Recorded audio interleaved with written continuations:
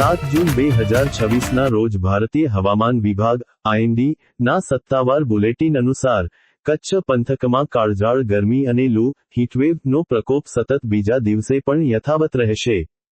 આજે આકાશ એકદમ ચોખ્ખું અને સૂર્યપ્રકાશ તેજસ્વી રહેવાના કારણે મહત્તમ તાપમાનનો પારો 43 ડિગ્રી સેલ્સિયસથી વધુ ઉપર જવાની પૂરેપૂરી સંભાવના છે। પશ્ચિમ ઉત્તર પશ્ચિમ દિશામાંથી 24 30 કિલોમીટર પ્રતિ કલાકની ઝડપે ગરમ પવનો ફૂંકાશે અને હવામાં ભેજ ઓછો થવાને કારણે બપોરે સૂકો ઉકળાટ અને અકળામણ ખૂબ જ વધારે વર્તાશે। હવામાનના આ અતિશય ગરમ અને શુષ્ક મિજાજને ધ્યાનમાં રાખીને ખેડૂત ભાઈઓએ પાકને હીટ સ્ટ્રેસથી બચાવવા અને પશુધનને સુરક્ષિત રાખવા માટે ખાસ તકેદારી રાખવી પડશે। આજના અતિશય આકરા તડકા અને ગરમ પવનોને ધ્યાનમાં રાખીને ઊભા પાકોમાં પિયત વ્યવસ્થાપન ખૂબ જ ચુસ્ત બનાવવું પડશે।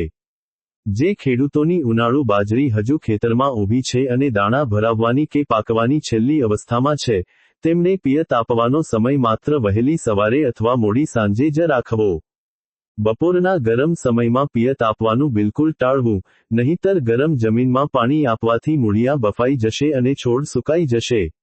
જે ખેડૂત ભાઈઓએ મગ, અડદ કે તલની કાપણી પૂરી કરી લીધી છે, તેમના માટે આજનું ચોખ્ખું હવામાન પાકને ખળામાં બરાબર સૂકવા અને વહેલી તકે થ્રેસરિંગ, દાણા છૂટા પાડવાનું કામ પૂરું કરવા માટે ઉત્તમ છે, જેથી માલ સુરક્ષિત રીતે બજારમાં કે ગોડાઉનમાં પહોંચી શકે। ગરમીના કારણે શાકભાજીના પાકોમાં ભેજની અછત ન સર્જાય તે માટે હળવું અને નિયમિત પિયત આપતા રહેવું। બાગાયતી પાકોમાં ખાસ કરીને ખારેકની ખેતી કરતા કિસાન ભાઈઓ માટે હવે ફળોના વિકાસનો ખૂબ જ મહત્વનો તબક્કો શરૂ થયો છે। આજના કાળઝાળ તડકાથી ખારેકની લૂમને બચાવવા માટે લૂમ પર બાંધેલી નેટ મેશ, જાળીદાર થેલીઓની સ્થિતિ બરાબર ચકાસી લેવી, જેથી ફળો સીધા સૂર્યપ્રકાશથી દાઝી ન જાય અને તેના પર કાળા ડાઘ ન પડે।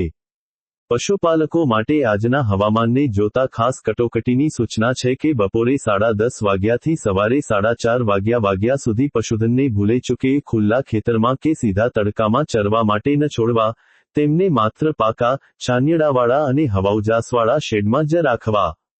પશુઓને લૂ લાગવાથી બચાવવા માટે કોડની બારીઓ કે ખુલ્લા ભાગો પર ભીના કંતાનના પડદા લટકાવવા અને પશુઓ પર દિવસમાં 2 વાર ઠંડા પાણીનો છંટકાવ કરવો।